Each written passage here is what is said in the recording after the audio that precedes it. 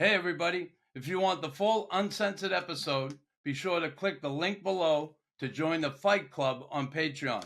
And don't forget to like, follow, and subscribe. And I'm the plays going, I'm going, fucking Bobby Carpenter's yapping me.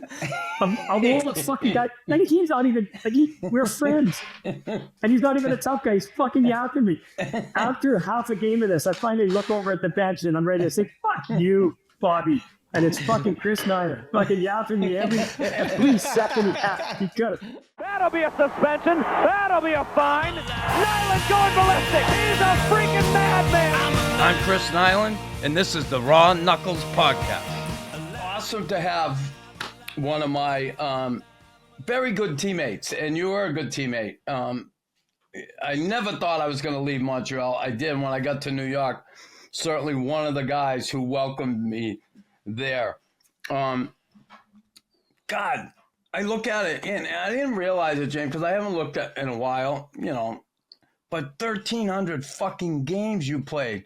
You played till you were, what, 42 years old? That's unbelievable. I was just about 41, yeah. You know, what were you trying to chase, Chelios, or what was it? You or Chelly? Well, I think he was an incredible specimen. It's funny because obviously you have different stages of your career, and then you're a young player coming in, and then you become maybe established or a pretty good player, or where, I think, where I fit on the team. My 10th year, I got hit from behind and ended up having two herniated discs in my back, but I played for about 5 more months because back then you just strapped an ice bag on it. When you told the trainer you had a sore back, and it got worse and worse and worse, to the point where one day my back would be real sore. The next day my leg, I had pains going down my legs, and till the point where I had numbness in my leg. The last game I played, I remember skating backwards, and my legs, both my legs just buckled.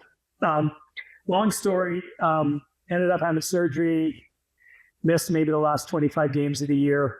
I felt like I was never the same player again. I couldn't skate. I could no longer skate like I could my first 10 years. Because you could skate. You could skate like the wind. Yeah. And so having your 10 year in New York, that happened? That was my last year in New York. Came back for training camp, and 6 games I got traded. I knew I could not skate the same way anymore, but I knew I could still move a puck, and I think I had, a pretty good hockey sense. I could move a puck, could defend. But now I had to become a different player. I had to be a guy who defended, guy who was very reliable, and moved the puck and steady defensively. Because you weren't a stay-at-home. And listen, a guy like me, I can't reinvent myself. Okay? But there are guys in the league that can do it, right? Look at Steve Yzerman.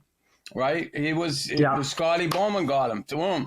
I look at Guy Carbonneau early in his career, got reinvented. He was a great scorer in junior. He came in. I know. Lemire put him in that role. Now he's a Hall of Famer, being a defensive player. So I use him as an example all the time to my to the kids I coach now. I talk about Guy Carbonneau being the leading scorer in the Quebec Hockey League, and the offensive guy. Went to the NHL. Someone told me this 20 years ago. The NHL puts you in your place. When you get there, no matter what you were before, you find out pretty quick where you are. For whatever reason, Guy Carbonneau figured it out quickly, and probably because he went to Montreal and had a mentor like Jacques Lemire. I mean, for the next 18 years, the guy's the best defensive forward, or he's right there. So, but I was just going to finish off. The other thing for me is a couple of things happened. I went to Calgary, kind of found a home there to be a real steady, probably on the second pair, kind of a fourth defenseman type of guy. And I played 15 years, was a free agent, signed in Buffalo because I had a history with Lindy Ruff. I played with him.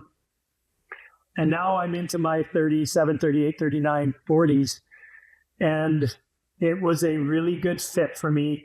I think, and I will say this, expansion helped guys like me so much because there was more jobs, and a reliable veteran defenseman was still valuable for teams to have. And I'll just tell you this: my first year in Buffalo, I played 45 games, but I played all the playoffs, and we went to the finals. So they wanted to bring me back for 1 year. I played 6 years in Buffalo. Every year was a 1-year deal. And every year at the start of the year, Lindy would say to me, you know what? You might be a depth guy for us. We're going to see how these young guys pan out. And, I remember being upset. My second year, 10 games into the season, we had 2D held out, Jay McKee and Red Warner. I played as good as I could play. I was playing like 25 minutes a game. And as soon as they both signed, I was a healthy scratch the next game. And to the point where like Jeff Sanderson and Miro Shatan were coming up to me, are going, "Are you friggin' kidding me? Why are you you've been our best defenseman?" And I'm mad, and I go and talk to Lindy, and he goes, "You know what? No matter what you say, shut the fuck up, James, and just shut the fuck up. This is your role. This is your role. This is where you fit.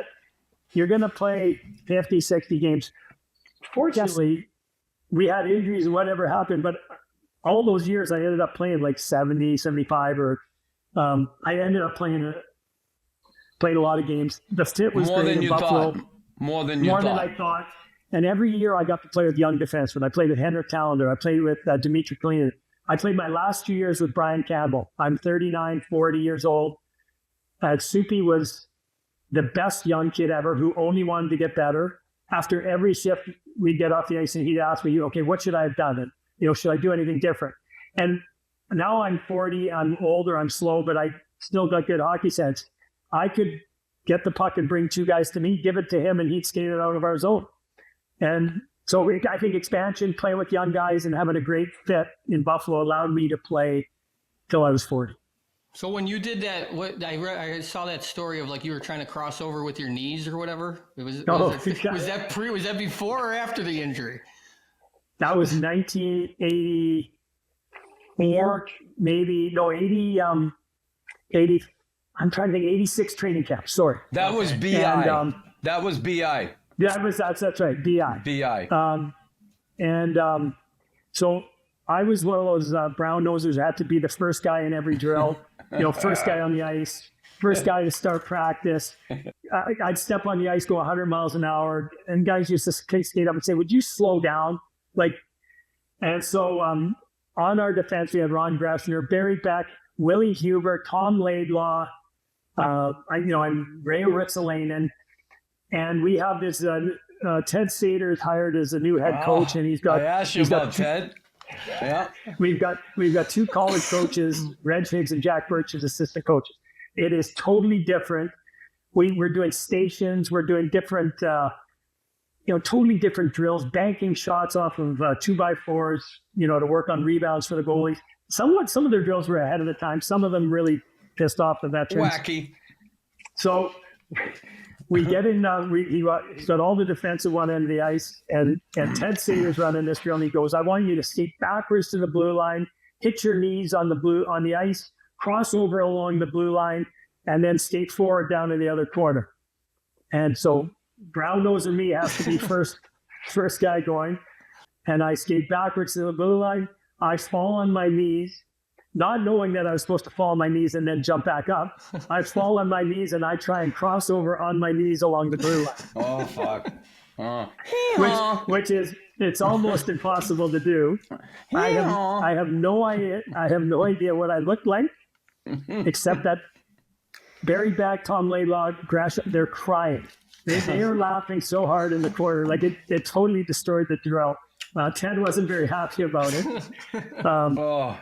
Yeah, that was me as a young. That's awesome. Young buck. So Tim, James was an awesome teammate, and I just loved him. Could skate like the wind, could move the puck, could shoot the puck. Great defenseman. Played against him before I played with him, and won actually in the playoffs in the year we won the cup. We beat the Rangers in the conference final. And James was involved in a collision with, in an overtime game where they were fucking like burying us. Shots were like 10-1, 12-1 at the time. Patrick Waugh was like standing on his head, and the puck comes out and squirted out by the blue line, and James started to take off to, defend. and the fucking referee and him got tangled up, and he went down, and Claude Lemieux went in on a breakaway and fucking boom up top, right? Right, James? It was the linesman Ron Scapinello who was and the puck. I was playing left. Willie Huber was the right defenseman. I was playing on my offside, but the puck went around the boards on the glass and got by him. So as the weak side defenseman, I took 2 strides backwards and then pivoted to go get the puck. And as soon as I pivoted, I ran right into Ron Scapinello, almost on center ice, almost at the center ice dot. Hit him, fall down. Now Claude Lemieux gets the puck. I jump up and chase him down as he goes in our breakaway and scores. Really pivotal because that made the series 3-0. You guys won the first 2 in Montreal. This was game 3 in New York. And Tim, it was pivotal. It was pivotal, but Tim, there's no fucking way they were gonna beat us. There's no fucking way. Not when you got Pierre LaRouche coming up at the opener face-off saying, "Hey, Chris, how you doing?" I'm there. Fuck you, Pierre. We're not friends. I love Pierre. Hey, I'll say this about Pierre. One of the greatest goal scorers I ever played with. Yeah. Scored 50 in, now scored 50 in Montreal. Won 2 Stanley Cups in Montreal. And a guy who could go into Boston Garden when you get the piss run out of you, but still score. And not Pierre, get hit. That was Pierre. But that Lucky guy, Pierre. Lucky Pierre. He was. No, maybe I will say this. We lost Gresh in the last game against Washington, who might have been our best player that playoffs. Ron Gresh was playing center for us, got 20 goals that year. And it was a huge, huge deficit. But in all fairness, if we win that game, we win game 4. It's a close series. It's a different series. Was that the second round? No. Was that the second round? Yeah. That was the semifinals, the third round. Wow. Yeah. Conference final, Tim. Would you pay Scampy after the game? How much you give him? No, you know what? I did yell. I yelled at him going off the ice, and I was almost crying and yelling at him, and it was just an unfortunate accident that happened. He ref or lines for the next 10, 12 years of my career. We were all fine. But a couple of things I do remember. I think I will say in that series, how physical your forwards were. It was like you guys invented the accidental fall on John Van Beesbroek, our goalie. You crashed the net, and then back when you could do it then, though. Yeah. Fuck, you could do it. Claude Lemieux was huge. Bob Gainey was a huge body who was still a force. Knuckles Mike McPhee, and Ryan Mike Walter. McPhee, we had a big team. Huge forwards who they went to the net as hard as can be. I think that was huge in that series. Yeah. Was it a sweep? Did you guys sweep them? No. 5 games. 4-1. Yeah. And one game. I will say this. I was happy you guys won the cup. I wanted to get beat by the team that won the cup. I grew up a Montreal fan. I was a diehard Habs fan. I would have loved to play for them. But I do think that was Serge Savard, GM, and that genius. Just that era. I think genius. He was Serge office. Savard, GM. Yes. He knew how to manage people, that guy, and he was a smart hockey man. Yeah. I gotta say this. So the next year, we blew up that team, made huge mistakes.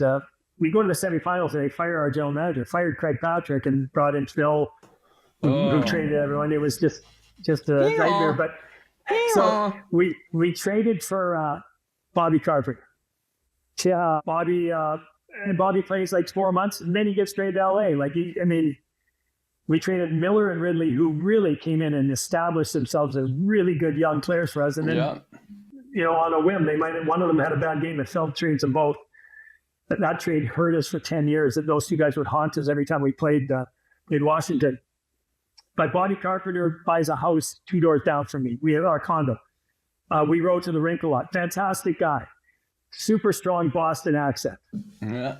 So the next summer, we're playing the Canada Cup, and we're playing an exhibition game against the Americans. Bobby Carpenter's on the U.S. team, and I have real long hair at the time when I could grow my hair long, and I'm 23 years old, and so now every time I go by the U.S. bench, this guy in a Boston accent is going, "Fucking Patrick, cut your fucking hair, you fucking fruitcake, you fucking pussy, get a fucking haircut." And the play's going, I'm going, "Fucking Bobby Carpenter's yapping me. I'm all the fucking guy." And he's not even, we're friends. And he's not even a tough guy. He's fucking yapping me. After half a game of this, I finally look over at the bench and I'm ready to say, "Fuck you, Bobby." And it's fucking Chris Nyler fucking yapping me every second he could. Later, I got to tell you, I feel guilty about that now that we became teammates, because James is the nicest guy in the world. I'm calling him a fucking hippie pussy. You're giving it to me. Later in that game, you get into a scuffle with Vive. With Rick Vive, and sure enough, the next, I don't know what happens on the ice. Well, I had hit him behind the net, and he came over and two-handed me right off the head. So I wanted to fight him, and I couldn't. After he did it, Copy come in and just nailed him, knocked him down. Then the linesman get in. So the next day. On the next day, we are finishing practice and walking out. We were taking cabs and walking everywhere, and I think the U.S. team's coming in. And on the street in front of the Montreal Fort, Chris Nyland runs into Rick Vive.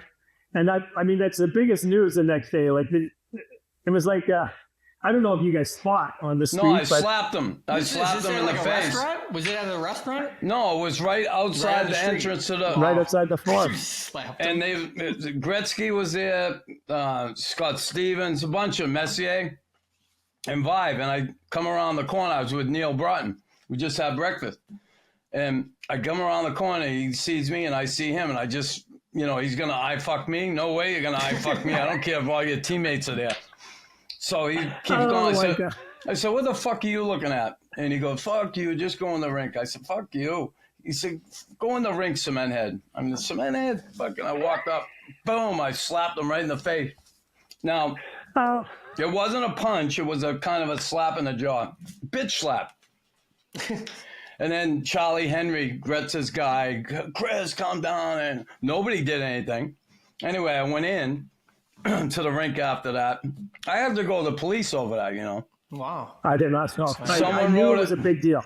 Yeah. Well, someone wrote an article, one of the French reporters up here, Ray-Jean Tremblay, and said there's one thing if it happens in the building, but it happened on the street. The Montreal police should investigate, blah, blah, blah.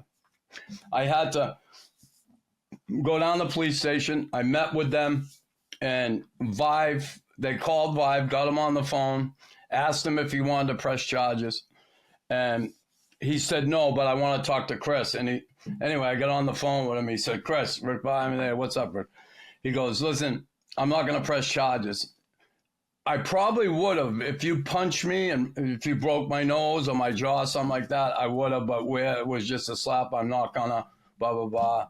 So I'm there, okay, cool. And that was it. And we hung up. And the next day, I run into, going in the building, I ran into Glenn Say, the coach.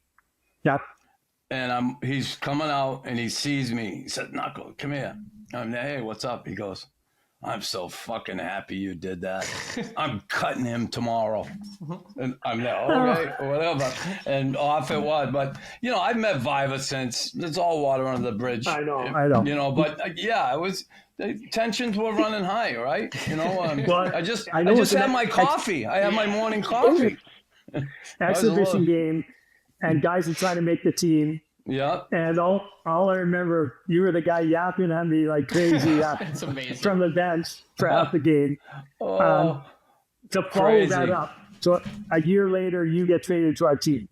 Yeah. And we had the worst first half of the year. We missed the playoffs this year. We're last place at Christmas. We traded for Knuckles, and we actually had like the second or third best record the second half of the year. I just thought I'd never seen an impact from a character team guy that you had on the team. You get traded to our team. Like, it took you half a day to make your way to the back of the bus and the back of the plane to hang out with Gresh. And to be, in that core of guys who run the bus and run the dressing room. I think you bought a house. You bought a house in about a week and moved in a week later. But I still remember, like you've been on the team for 2 weeks, and you're having half the team over for dinner for barbecues on a weekly. But I'm being dead serious. There was a huge void on our team. I think when I got there, Barry Beck was the captain, and Barry got hurt. Barry lived in Manhattan. There was like some guys in Westchester, a few guys in Manhattan, and there wasn't a real team feeling. Yeah. And I thought, like, from the time, like, two things happened. No one, like, I know for Thomas Sandstrom and Brian Leach and me, and whether it's Tony Granato or whoever, when any of us got hit, there was nothing happened anymore, because that right away, then you were going after the other team's best players, or you were talking to their bench. Like, I had never had that as a teammate. But then I think the off ice, we started doing way more things off ice together, from, meals on the road and dinners at Knuckles' place with half the team. Mark Hardy and Brian Mullen, Kelly Kissio. A fantastic group of guys, but we were, I think, floundering in a bit of the culture, team togetherness, till you did have, I think, a huge impact on that. Thank you. I felt like I did too. I felt like I did too. And certainly enjoy that role. And I'm a people person, and I just love doing that kind of stuff. I love cooking. I love that whole team concept. I learned a lot of that up here in Montreal from guys, but also in my family of origin growing up. Get closer to the action in the Fight Club with the Raw Knuckles podcast over on Patreon. Whether you're an instigator, enforcer, or aiming for the Hall of Fame, there's something for everyone waiting for you. Don't miss your chance to be part of the ultimate hockey community. But that being said, he brought up Mark Hardy. Tim, you got to hear this story. I love it. Fucking James, when he goes out on the ice before everybody, he warmed up and he skates backwards like fucking crazy. Anyway, we're going through a little rough patch, and the coach with Michel Bergeron and Mark Hardy, who a defenseman, pretty tough kid, could fight. No, not pretty tough kid, was a tough kid. Oh, yeah. Anyway, he, I guess he hadn't been playing too tough of late, and the fucking coach comes in, he says, between periods, he goes, Tabarnak, Hardy, Colis, Hardy. I remember you in the Quebec League, Tabarnak. You were tough on the stick, Colis. What happened? You were tough in the Quebec League. Fuck. So Hoppo was like, oh, okay. All right, I get it. I get the message. I got to go out and be tough. So, boom. We got morning practice at Madison Square Garden, and fucking James is bombing around backwards, skating all over the fucking ice. No rhyme or reason. Just whichever way he feels like turning, he's turning.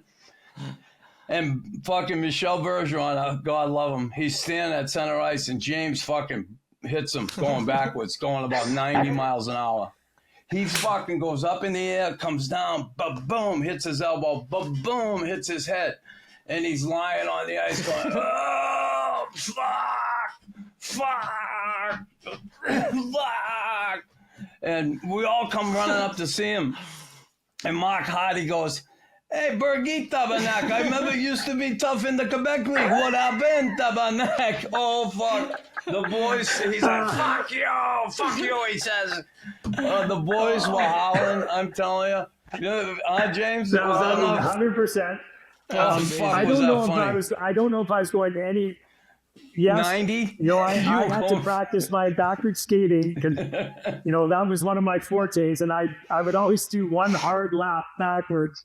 And I don't know, I did my 3 crossovers this way, 3 crossovers that way, and I know I hit him as hard as you could hit a guy. And obviously, James could skate faster backwards than some of the guys on our team could forwards. Fuck, right? Yeah, no, I could. Like, I could skate backwards, and I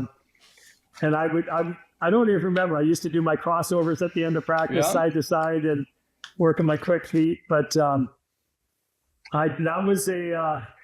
I still remember, we never practiced at Madison Square Garden. Like, we always practiced on the right playland. And this was the one morning, and I remember it so well because we were at the Garden, and we had day rooms at the hotel across the street, and And he was actually my neighbor too. He bought a condo right behind me. Yeah. My balcony looked at his front door, which was a little weird, but him and his wife was such a nice lady. And Bergie was, he was a unique guy. I love playing for him. I did too. A lot of people always ask me. I love playing for him too. He simplified it. He wanted you to compete. He wanted you to forecheck and play aggressive, and there was no complication to his system or what he wanted. He always wanted one guy who has his whipping boy, and one guy who he yelled at. I remember we traded for that Miroslav Horvat, the Czech defenseman. Yeah. Where we signed him, and that's just when European Czech players were just coming over. Miro couldn't do anything right. He would do the same thing the rest of the D would come. He'd come off the ice at Bergie, he would just be streaming at him. But Bergie and Phil didn't mix, is what ultimately happened. Fuck, it was terrible, right? Like Phil's ego was. I actually saw an old highlight. Trade of Phil, right? Yes, trade of Phil. I remember one time we lost the game late in Pittsburgh, and we gave up a goal very late. We lost a 2-1 lead, and then we lost in overtime. And a young player, Walker, I can't remember. He just called up. He lost his man on the tying goal. But we flew home to Pittsburgh. We flew home right away because we were playing the next night, maybe a Friday, Saturday, home or away. We stood up. We got on the bus to go back to Playland, and Phil and Bergie stood outside the bus, just outside the doors of the terminal, for 20 minutes, just going back and forth at each other. Like, who knows what they're saying, but the whole bus is watching. I saw a YouTube video recently of there was a big Phil is GM and I don't know who's the coach, but we're playing the Islanders, and there's a 5-on-5 on the ice. Like it's getting out of hands. Both benches are yelling at each other, and Phil's the general manager, and he comes down to ice level, and he's got the gate open, because remember, he used to be at center ice in Madison Square Garden, and he's poking his head out. And I'm going, what other general manager is not up in the press box? He's almost got 1 foot on the ice. Well, he wanted the attention on, like, you can't have, Phil cannot have a big profile coach, because it would take too much attention away from him. I think that was ultimately what happened with Bergie. Yeah, it's terrible, because Bergie, guys love playing for him. And I remember, like, okay, they brought Marcel Dion there, fucking crazy trade. He's at the end of his career. Then when I'm there, he asked me, he said, Chris, I'm thinking of getting Guy Lafleur. Can he score 20? I'm there, I can get 20. He brings Guy Lafleur in. He had already retired, right, Tim? And like, he wanted these star players there in New York. And meanwhile, like, they just didn't have that edge anymore. And it was like, what are you doing, Phil? I remember Igor Aliba came? I had Igor at my house for dinner. I brought him. He couldn't speak a fucking word of English, nor could the wife. And they got their kid there. I brought him over for dinner. Try to make the kid feel comfortable. Anyway, he's there for about, 2 weeks. And fucking Phil already wants to trade him. So we're there before a game, and we're getting ready for the game, and Phil comes. Someone grabs Igor, and they bring him outside the room, and fucking room. Next thing, I'm sitting there, and someone says, Chris, Phil wants to see you outside. So I come out in the hall, and Igor's there. No, I don't, no.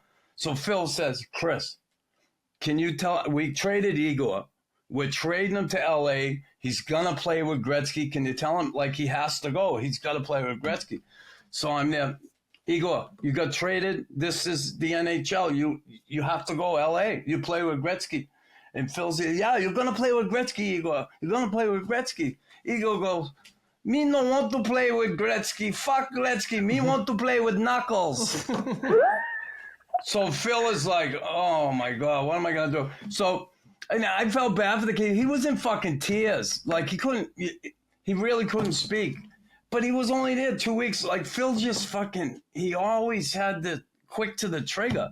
It's like when he fired Bergie on April Fool's Day. The day before we're going to play in the playoffs against Pittsburgh. The biggest shock in my, maybe the biggest shock in my career. When Bergie walked in on morning skate, so this was Saturday morning in Pittsburgh. So we played Pittsburgh Saturday morning, Sunday night at home, last game of the season. And then we start the playoffs against Pittsburgh 3 days later. And on Saturday morning, Bergie walked in. We're changed. We're sitting around. And all of a sudden, you're getting your stuff on. And Bergie walks in and he says, "Guys, I want to thank you very much. You played very hard for me. I want to wish you all the best. I just been fired. And thank you for everything." And it's April Fool's. And he's walking, guy by guy. And he's shaking everyone's hand. And fucking crazy, right? That is crazy. He walks out of the room. A minute later, Phil walks in and, he's looking both ways. And he goes, "Is that fucking guy out of here? Is he gone?" And then he goes, I wasn't going to wait. The way the team's playing, I wasn't going to wait till we got rid of that guy. And it just... Guys were shocked. Wait, who became the coach? Who took over? He did. Phil did. So we lose that night. We lose the next night at home, and then we lose 4 straight to Pittsburgh. And it was the stupidest thing I've ever seen. It still did destroy. I mean, when he traded Ridley and Miller, Bobby that was Carpenter, the beginning, right? Yeah. And then 3 months later, he traded Bobby Carpenter for Marcel Dion. Crazy. It was amazing. It was amazing how many guys came in and out. So I think Phil was there 3 years as GM, and it was he really did. Tim, you'd have been shocked, Tim. No, I'm shocked hearing it right now. It's like that's what they do in Russia. It was, yeah. It's a Europe, like you hear about that in Europe. Guys get fired in the middle of playoff series and stuff like that. But when he left, and then we started the playoffs, Tim. And remember, James, Phil came in to give us a speech of what we're gonna do in the game in this series against Mario Lemieux and the Penguins. And I'm sitting there. Thank God Wayne Cashman was there as an assistant, because he's the only one that made sense. And not for nothing, it's true. Phil just didn't know how to do that part of it. He thought he'd just get behind the bench and change line. Didn't work. And then poor Ed Jockman got put in a position where he had to tell us what to do. And he was a fucking goalie that never fucking knew how to kill a penalty or the power play or anything. It was I couldn't believe that happened. We got spanked right out of the playoffs. 4 games straight. See you fucking later. Gone. Crazy. It was right? It was painful and embarrassing. It was 20 guys lost. When you could write a book on just that last month alone. But it was maybe the most disjointed team I've been on that's going into the playoffs. That was a pretty good team for the first half of the year, and we were struggling a bit the second half. But we couldn't. Their system compete. It was just you got to play for yourself. Just take care of yourself type of mentality, and it was. So I know Phil's a passionate guy. I care about Phil's a Hall of Famer. He's super passionate, but. And I love him for that. I love him for what he did in Canada, Russia series in 72 and all that. It was unbelievable. But geez, and it's hard to understand, really hard to understand.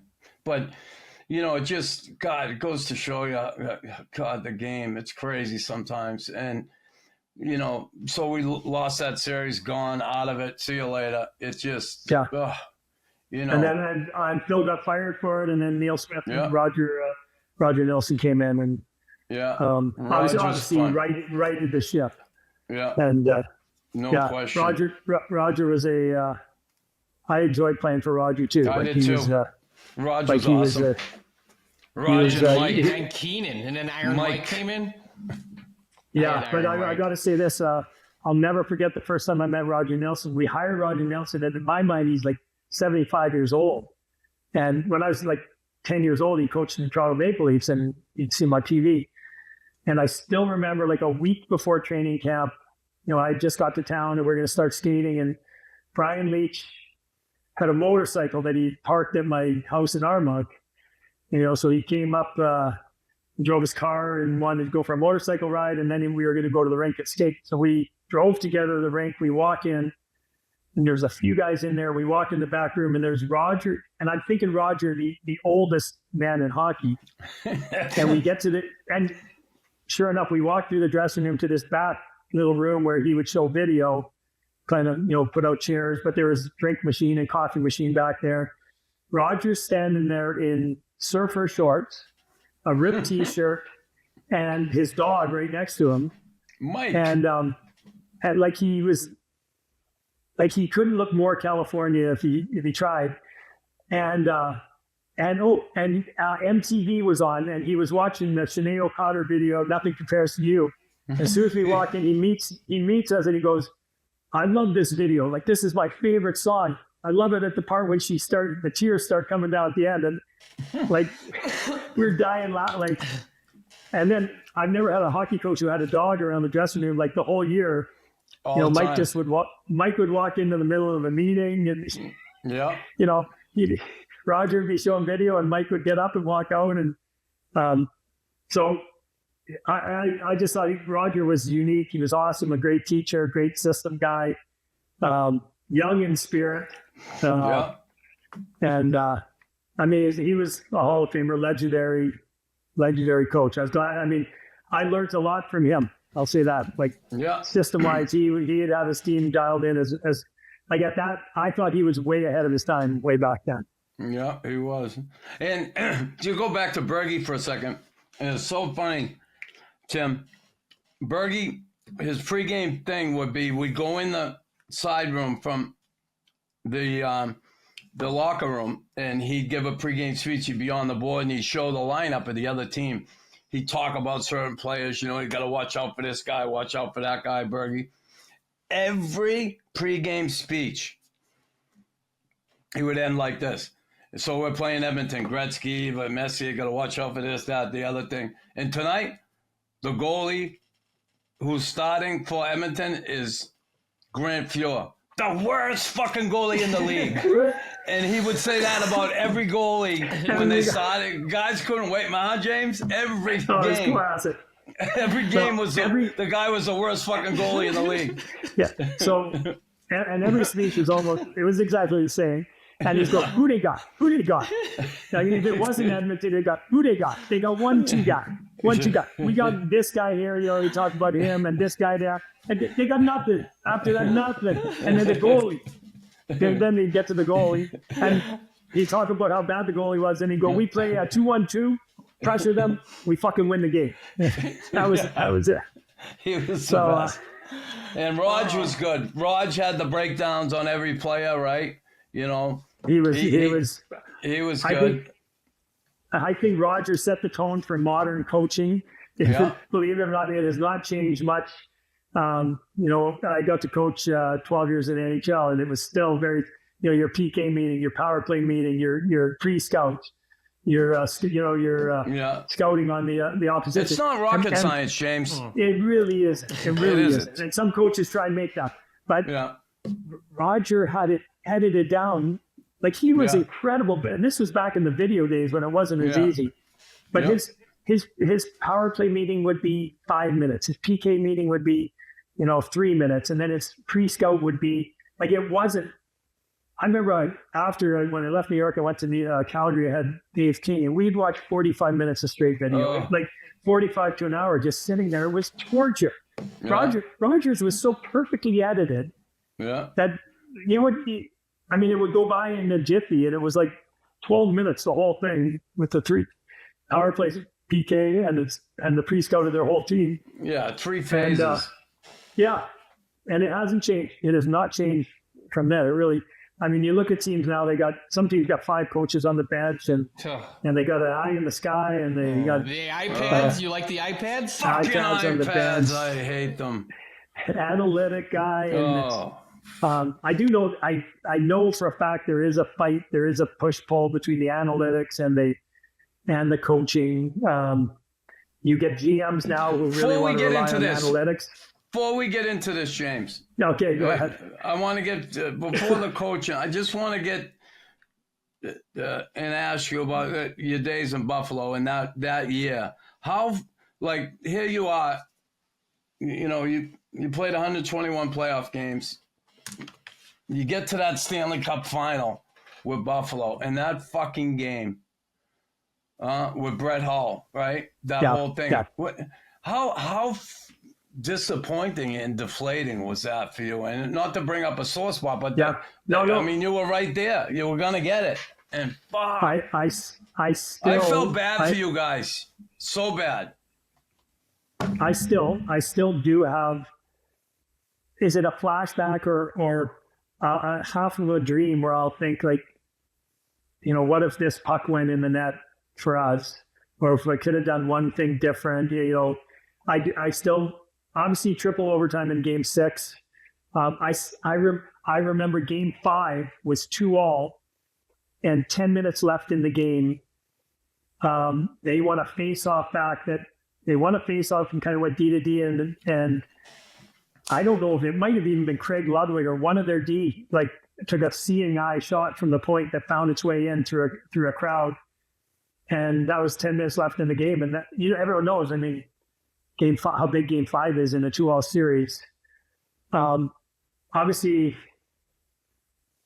when I was a young player and getting to the semifinal against you in my third year, thinking, oh, you're going to get a lot more shots. Yeah, and, right. You know, and it is so hard to get there, and winning a President's Trophy in '92, and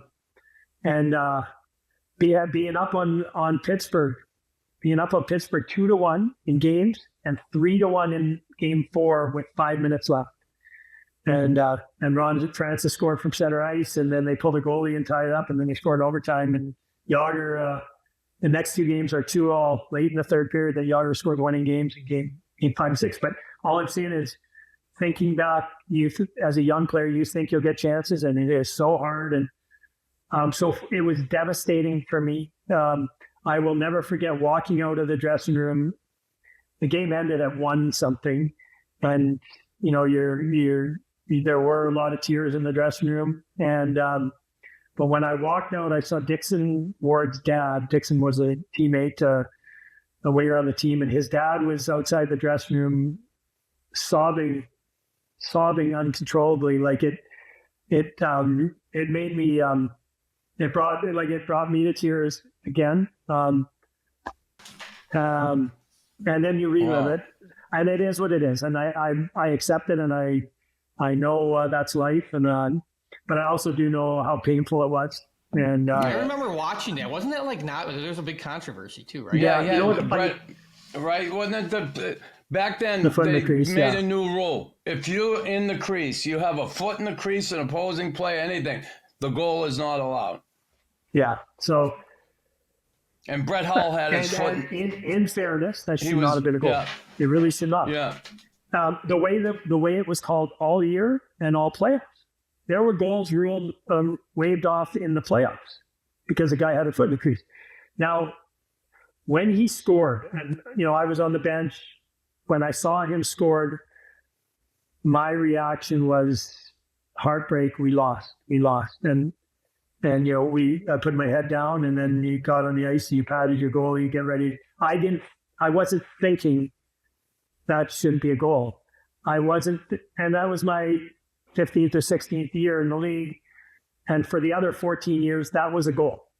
That would be allowed a goal. And just that year, they brought in the rule that if the player, you know, because there's too much contact with the goalie, so they said, okay, we're gonna draw a line in the sand that a player cannot be in the blue paint anymore. And if he's got a foot in the crease, the goal's waved off.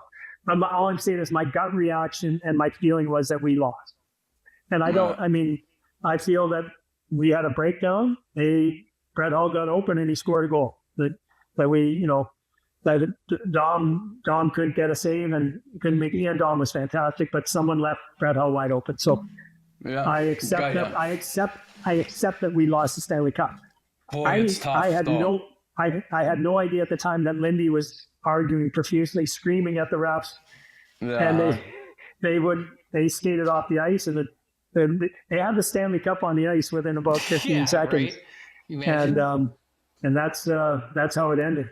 So I do, it is, and I feel when I see, I've seen it, when guys lose in game sevens in the Stanley Cup, you feel for someone in that team, is not going to get another chance at it. Right? And, yeah, you do. Yes. You watch it and you cry. It's like, look, unless you're Corey Company. Perry. Unless you're Corey Perry. I know, exactly. That is amazing. It is crazy, right? Corey Perry, it's 4 Stanley Cup finals, 3 that he didn't win. And then this year, if they don't come back, which they probably won't, they shouldn't, but you never know. You just never know. You never know. Always a first time for everything, right? But if they get life tomorrow, if they have that same life, who knows? Who knows? James, but go ahead. I was just going to say, look at your career. Mm-hmm. And I think you came to Montreal when their dynasty's ending. Yeah. But they have still some great pieces, and then you don't know it. You have no idea when you started the 1986 season. You are nowhere near a favorite to win the Stanley Cup. I mean, that's when Edmonton is in their dominance. Edmonton is almost unbeatable. But you still have Larry Robinson. You have Chelios coming into his prime. You have Rick. But look at your defense. Even just look at your defense. The size you had. You have Craig Ludwig. We have Big D. You have Rick Green. You have Natras. These guys are all outside of Chelios. All these guys are 6'4", and they can defend. I mean, it'd be a prototype D in today's game. Yeah. Larry Robinson and Chelios and Sloboda can skate and move the puck, and your other guys are mammoth. Stay at home. But muckety mucks. You get Patrick Roy that year, you get belief, you get confidence, and you got a team that could play. We talked about the size of that team. And you gelled whatever the lessons that your team had learned over the years, from the great years to the Jacques Lemaire teachings and whatever. No matter who was coaching that year, you had a veteran team that knew how to win and knew what it took.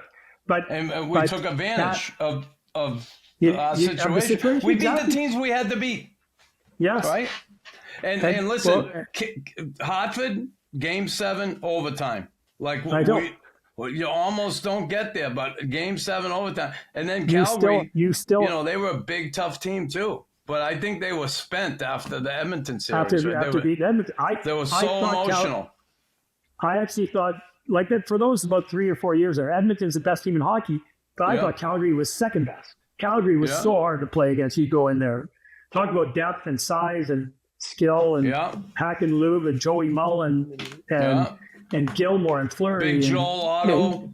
Joel Otto, and then the big guys that they had around those guys. But so I'm just saying the career that you had, but I mean, and you were a huge part of that. I mean, I know that you scored 20 goals a number of years. You could kill penalties and you could play physical, but the size and speed that your forwards had up front in that era, you still know the timing or whatever. Like well, I always say it, James. Listen, I look at my career. I was drafted in 78. If I left school that year, I would have been there for the 4th Cup. Chances are, if I fought and did all that crazy, I had a chance at a Stanley Cup my first year. I stayed in school. My father said, "You ain't leaving school, stay in." Boom, I did. Then my last year, 92, I wanted to play one more year. And Demers wanted Rob Ramage over me. Rama was 34. I was 34. He didn't want 2 older guys on the team. And he wanted Rama. I get it. He played for him in St. Louis. He knew him, so fine. So I retire. They win a Stanley Cup. If I don't get that one, imagine I'm pulling my hair out. Well, you think about it, right? Jeez, I came that close, right? I do. Yeah. And it hurts. It still hurts. I can live with myself. I know I tried my hardest to do everything I could to help my team win the Stanley Cup. I know I can live with myself, but I respect you and I respect guys who won the cup and how hard it is. And I know you have that for the rest of your life. You have that. and you have that bond with the teammates that you'll have, and I will never have that. But I can also walk away, and I did walk away knowing I gave everything I have, and I know that was my best shot. Yeah, man, 1,300 games. I played just under. Yeah, go ahead, Tim. Go ahead. No, go ahead. You're gonna say just. I'll ask after you. I was gonna say I just played just under 700 games. Remember all the injuries I had in New York? Fuck, I was like, you know, it's like I always wanted to play 1,000 games, but when I got to New York, I was all the injuries I had. I couldn't come close. I probably would have had 900 games if I wasn't hurt. Yeah, I would think so. Yeah. But, you know, I look at somebody like that, 1,300 games is incredible. I just think it's such an accomplishment. Like, talk about perseverance and stick-to-itiveness and the mental part that it takes to play that long. It shows how much you love the game, one, and the dedication you have, like Chelly. Yeah. I mean, it's unbelievable. Yeah, like how good of a teammate you got to be, right? Yeah. Like, I mean, there's a lot of factors there. Are you ready to take your love for hockey to the next level? Join the Fight Club Raw Knuckles exclusive Patreon to unlock amazing perks like ad-free episodes, bonus interviews, and even a chance to win a game day experience with me in the Habs Cave. Don't miss out on this ultimate hockey experience. What the year you left New York? I mean, did you? I mean, I think that's what you said. The injury happened, right? And then I had back surgery the year before. Missed the last 20 games. Win it that year? No, the year before we won the President's Trophy when Messier's first year in New York, which was '92. That year, you know, we had a chance to win it. We finished first overall. We're up. Pittsburgh won the cup. We played Pittsburgh in the second round, and we're up. Like I said, we're up 2-1, and we're up 3-1 with 5 minutes left. We win that game and go up 3-1. There's a good chance we win it. And I think if we beat Pittsburgh, we win the next 2 rounds. But so the next year we have a disappointing year. I missed the last 25 games. So I come back to training camp, and that's when they hired Keenan, and so Keenan came in, and I played, I think, 6 games. Every game in one game I got 3 assists. Every other game I played 1 or 2 shifts. My first game with Keenan, I played 1 shift. So did he not like you, or what was it? Do you think it was that he just didn't like you as a player? Because I'm curious because maybe, Tim played for him. I played for him in Tim Russia. Tim played for him in Russia. Oh, you did? I've heard, James, I've heard all sorts of shit about Mike Keenan from different players. And we had him on this podcast. And I said, Mike, what is this? I've met you. We've had good chats. We've talked. I said, but all these guys that have played for you always tell me you have nothing but a fucking prick. And he said, yeah, but I'm a nice prick. So I'll just say this. Why did he not like me? Probably because Neil Young came up to me. Neil Young phoned me before the season started and said, listen, you've been here the longest, and this is going to be a real tough. Oh, Neil Smith. Neil Smith. Neil Smith phoned me. He was the GM. That's a no, did I say Neil Young? Sorry. Yeah, you said Neil Smith. Young. I was saying, what the fuck's he calling you for? Was he going to play you a song? Where's my head?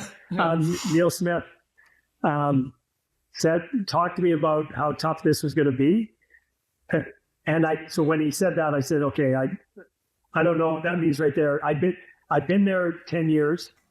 Yeah. Keenan, his track record everywhere. Went to Chicago, got rid of Troy Murray right away. He'd been there the longest. Got rid of Denny Savard and Troy Murray. So I knew that was a possibility. We played 11 exhibition games. I played 1. So the writing was on the wall. But I still a pretty good player in the league. I'm coming off my back surgery. A bit of a transition. I know I'm not the same player, but I'm in real good shape. I'm ready to roll. And in game 1, Leachy and Bukaboom go on, and then Zubov and someone else, they come off. Zubov and someone else comes on, and they're almost coming off. Like, it looks like they're coming off, and I go to stand up on the bench. Keenan would change the forwards and D. Yeah. So he sees me stand up. Control freak. And he looks down and he goes, what are you doing?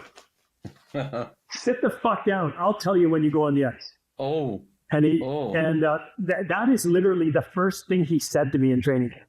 And this is in game 1 of the regular season.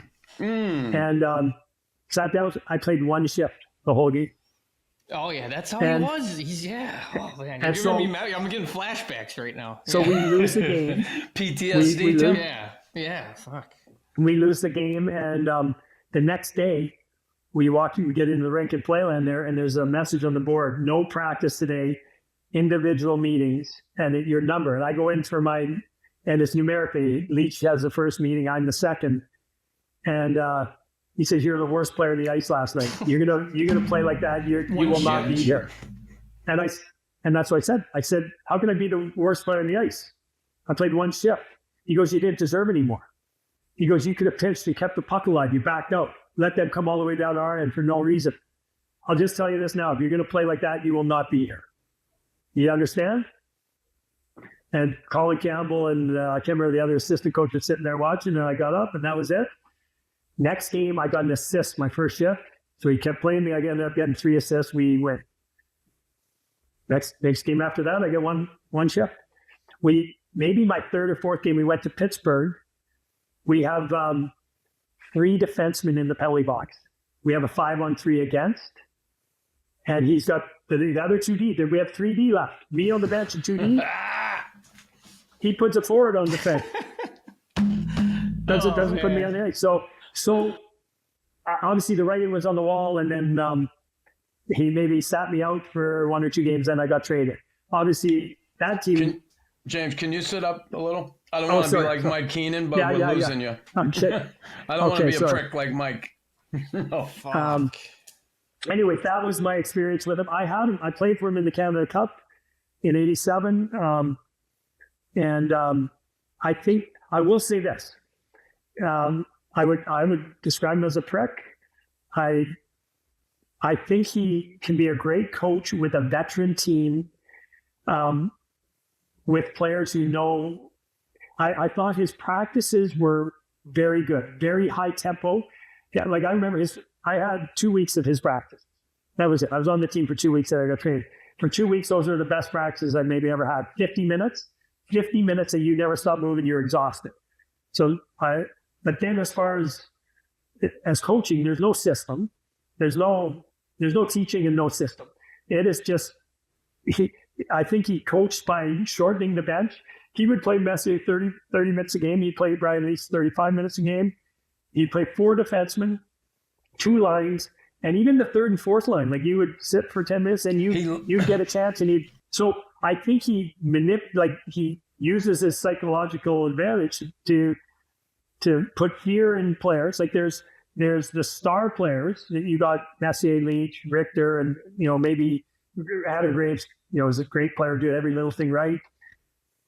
5 guys who, no matter what they're playing, and then anyone else could be interchangeable. He loved that fucking Brian Noonan. Yeah, right? Yeah. Like he'd bring a guy like he'd bring a guy like that. He brought him back, and yeah. Right. No, but that's weird. It's always, and then the question is like, why? All right, like it's like why? Like you traded for me.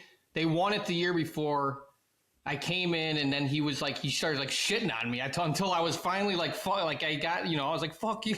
Like I kind of, they had to stand up. And then it was like, and then we were fine. It was like, Tim, I think it's so different. Like I don't think he could be effective now. Players have way too much power. Okay. Mark Messier got traded to our team. The biggest shock of shocks. Like this is game. We played our first game of the year in 1992, 91-92 season, 91 in Boston. The original 6, it was the 75th year of the NHL. The original 6 teams started year, I think, Wednesday night, maybe Thursday night. And we lose to Boston and go back to our hotel after. The next morning, we're flying to Montreal. And we wake up that morning and found out Mark Messier got traded to our team, which is shocking that, it was shocking Gretzky to be traded, but, and we obviously Sandstrom and Nichols and Dave Shaw, but I can't remember who else were in the trade. So we get to Montreal Friday, we have a practice, those guys aren't there. And Mark Messier is on our team, morning skate in Montreal on Saturday morning. And then we play the game and we won. We hadn't won in Montreal in like years, and we win the game. We get on the bus after the game, and I knew Mess from the Canada Cup, but he didn't know many guys on the team, and so we're sitting at the back of the bus, and he's asking us a bunch of questions, and he asked me, he goes, "What's Roger Nilsson like? What's he like as a coach?" And I go, "Oh, he's awesome. I like him, really prepared." And I said something like, "Roger, the only thing is Roger really likes to match lines, sometimes says that a little too much." And Mess said, he goes, "You know what? That's not going to be an issue." He says, "It won't take long before I'm telling him what to do here, and so he'll know how I want this team playing." I thought he was joking. This was unheard of it won't take long before I'm telling him what to do. This is what a player said. I am talking in this era, if a coach said jump, you jump. Like there was so much fear. Yeah. It wasn't, you always wondered whether the coach liked you. So it's like Mess was so powerful as a player and going on. He did tell his coaches what to do. Yeah. But now I'm saying that was 30 years ago to today. If you don't communicate with a player, if you don't talk with a player, you're done. Like block you as a coach. Right. Like they will screw. Like if Mike came in, and I'm sure Mike is a smart enough guy to adapt, but some of his old ways to how he pressured, how he could manipulate players, it doesn't work. There's no way that works with today's players. It's crazy. Like it has changed so much. Calling all hockey lovers. Upgrade your podcast experience by becoming an enforcer. Gain access to the greatest hockey doc ever, The Last Gladiators. And don't settle for ordinary. Join the Fight Club over on Patreon today. James, I played at Duluth with Scott Sandlin. You played with him, right? Yeah. So he coached you. He was my coach. But is that loved him? Yeah, you played with him. But is that why you went to North Dakota, because it was so close? No. I was playing junior hockey in Prince Albert, Saskatchewan. With Dave Tippett and Greg Pazlowski, a teammate of yours from Montreal. Mud. Fantastic guy, awesome guy. But so we were recruited by a lot of teams in the WCHA back then, Western Collegiate Hockey Association, where it used to be called. That's what it was. That's what it was when I played. Yeah. Okay, but for me, kind of came down to Wisconsin and North Dakota were two I liked the most, and then Dave Tippett really wanted to go to North Dakota, and we're junior teammates, and like he was saying, we got to go here, and it couldn't have worked out better. Went down there, we won a national championship my first year. Had fantastic leaders again. Phil Sykes and Kerry Eads were the co-captains. I had a fantastic captain in junior, a guy named Peter Anholt, who's been a coach and a GM in the Western Hockey League for 30-some years. But a leader, and then I go to North Dakota, and these guys I didn't even know what culture was, but I know these guys care about their teammates. They push their teammates. They don't put up with bullshit or like, no, we're here to fucking work, and we're here to compete, and we have a great time together, and we stand up for our teammate. Like, so North Dakota was fantastic. Anyways, that's how I ended up going there. My second year, Scott Sandler came in, fantastic young kid, and also played in Montreal draft pick. Did you play with him not a little, or did he come to Canada? Who? Scott Sandlin. No, Sandlin. Yeah, Sandlin came to camp. Yeah, he was there. I think I played exhibition with him. Yeah.